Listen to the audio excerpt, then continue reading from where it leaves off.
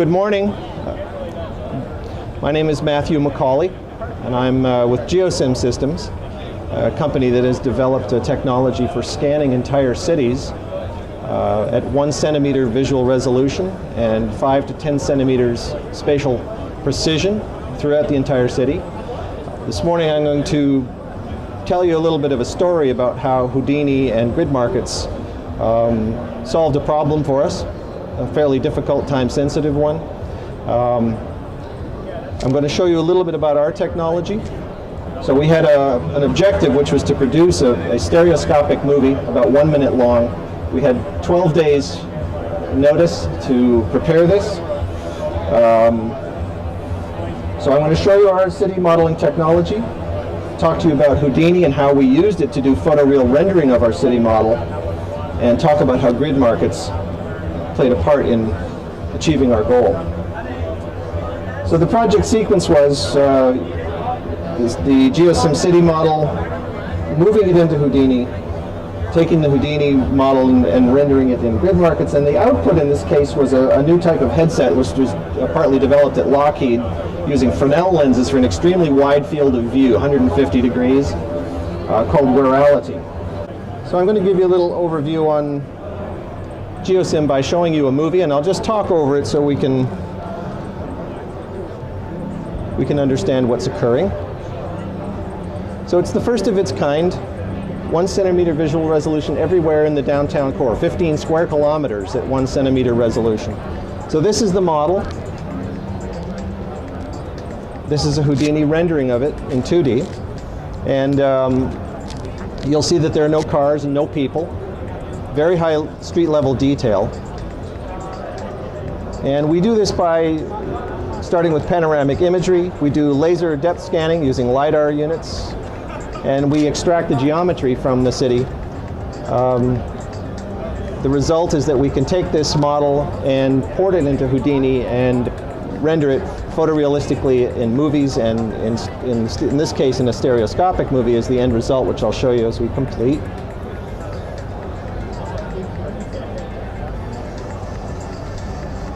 We also run this real-time in a game engine so that you can navigate freely throughout the city. It's also an application platform, so you can query buildings, show real-time sensor data. Here we've done flood modeling, which was quite startling for the city of Vancouver to see their cars being covered by water as we actually raise the absolute water level. We're showing a few applications here.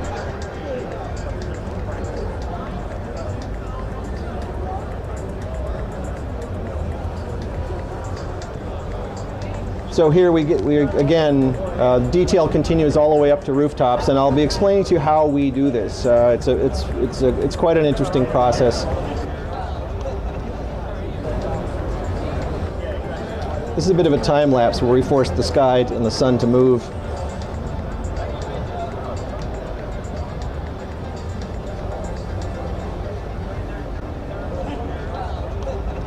So we're going to talk about how we do this. The company was founded in the year 2000 by Dr. Victor Shankar, and he has developed this process with our team. We start with data collection.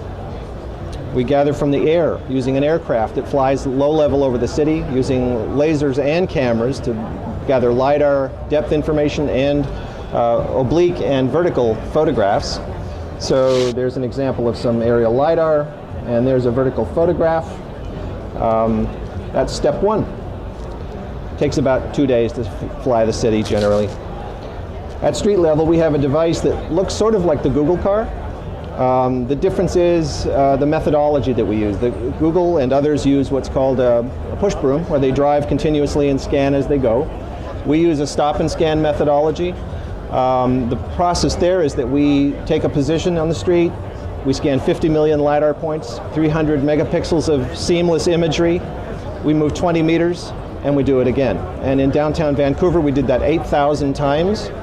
So we have 8,000 stop points, each of which has 50 million LiDAR points and 300 megapixels. It's a lot of data. So now we've got air data for both LiDAR and images. We have ground data. And the next step is that we go indoors. And I'm showing you a little bit here about the geometry extraction. And for indoors, we use a reduced device, smaller. In the future, I imagine this is going to, possibly the model will change, where rather than it being us that does a big store, people will actually scan their own apartments using their depth sensing devices on their phones. But here for the moment is an example of a photograph of an interior that we did at a university and the 3D model that resulted from that. So we have all three sets of data, air, street, and indoor. We have 3 million lines of code that does pre-processing and data fusion. This is an example of a mega cloud of the city that we create. This is just partially constructed where each stop point's LiDAR data is fused together, and then those data sets are fused with the aerial LiDAR. So we then have a mega cloud of the entire city that's continuous and maintains absolute spatial precision of 5 to 10 centimeters everywhere. So once we have all these data collected, we have a modeling production setup. This is all automated so that, and although there are modelers in the loop, they're all connected through a system.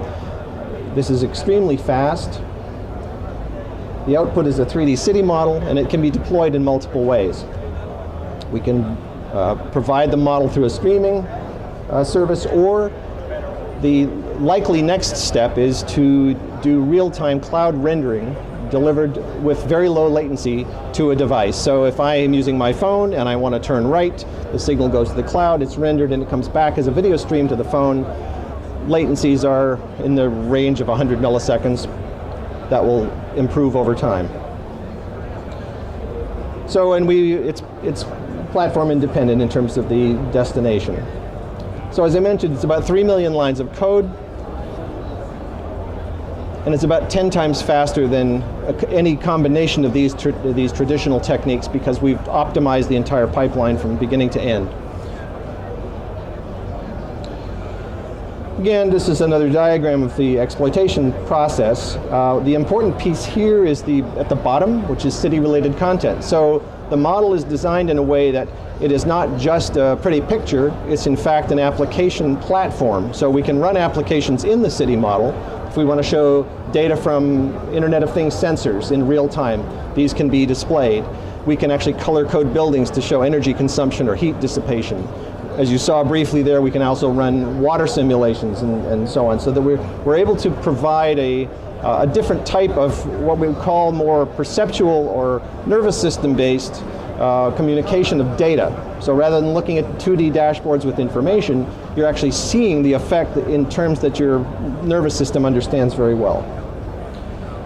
Here's one example. In New York, on the left, they did an energy consumption map that was in 2D. We did our own rendering of it to show the distinction that happens when you can then show floors or individual units in a building. It just gives a fine-grained look, also gives a better sense of the activity.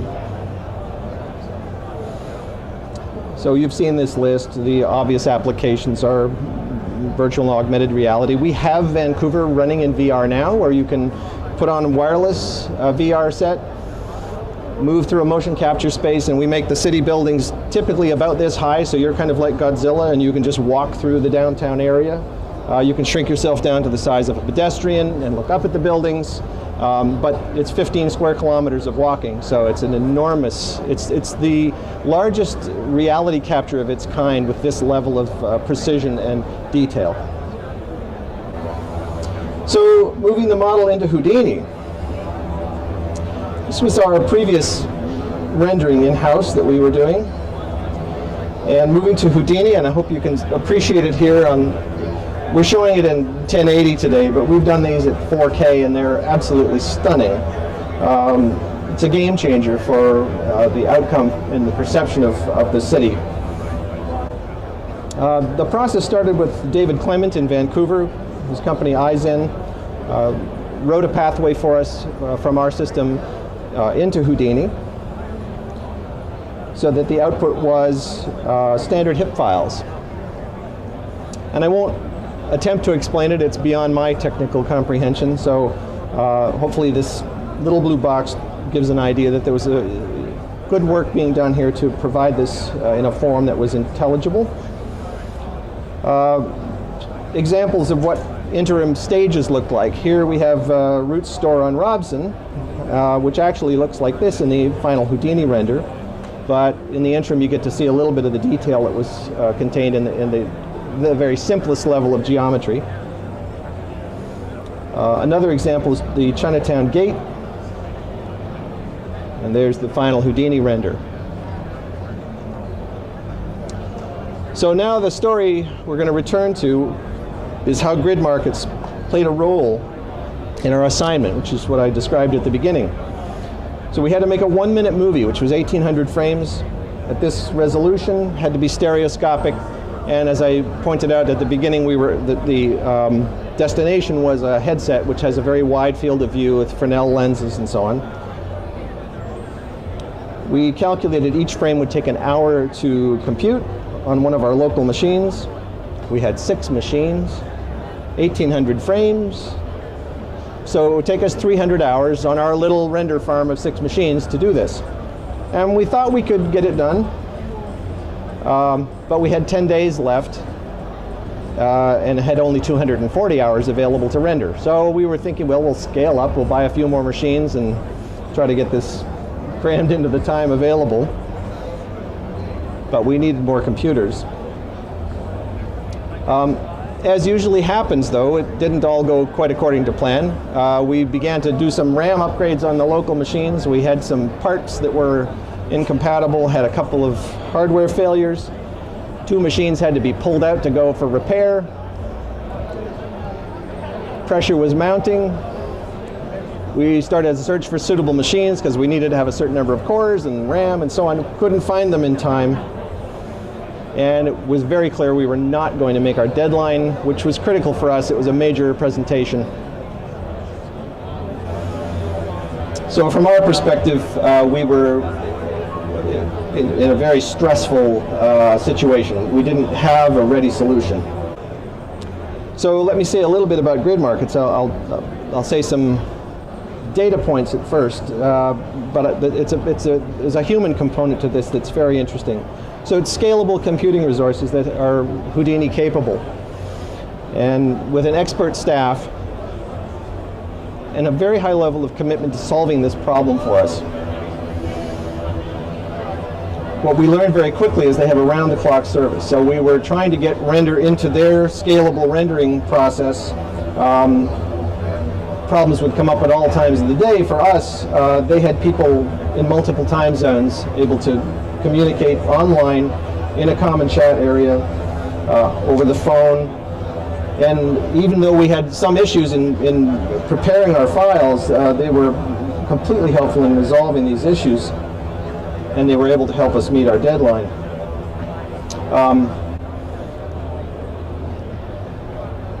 As they'll tell you, the grid market solution operates inside the Houdini environment. Extremely convenient and stress reducing for our team. I want to talk a little bit about, before we get to the very conclusion of this, about the important distinction that we experienced here. So first of all, the handoff from SideFX to grid markets was lovely. They were immediately helpful. They saw the situation we were in. The first contact we had with grid markets was one of very careful listening to the problem, and then beginning to lay out how it could be solved, looking at the numbers, looking at the timeline, how many machines would need to be dedicated, how many cores we'd need, what it would take, and then really, really excellent communication regarding how we could solve each individual problem as we were trying to prepare things in the proper form. It was a lovely outcome for us, and I want to show you what this looked like in the end.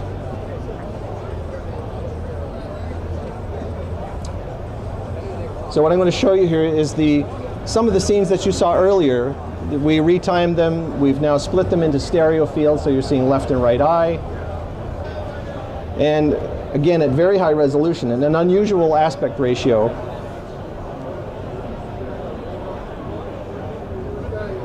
The emails that I got back from the client were ecstatic. They were completely happy. It exceeded their expectations. and everything was done on time.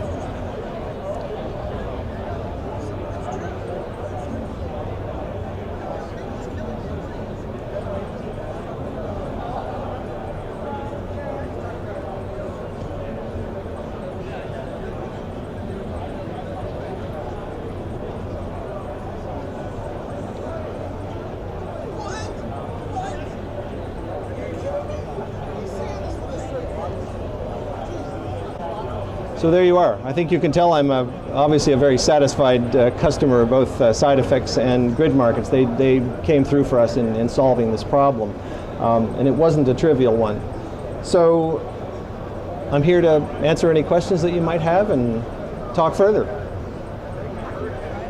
And we actually have the stereo movies here running in a Wearality headset that I showed at the beginning if you'd like to take a look. So, yes?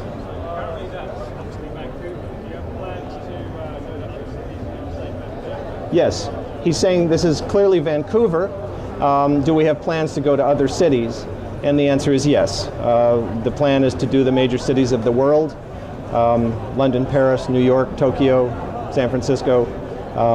Interestingly, there are different kinds of drivers for each market.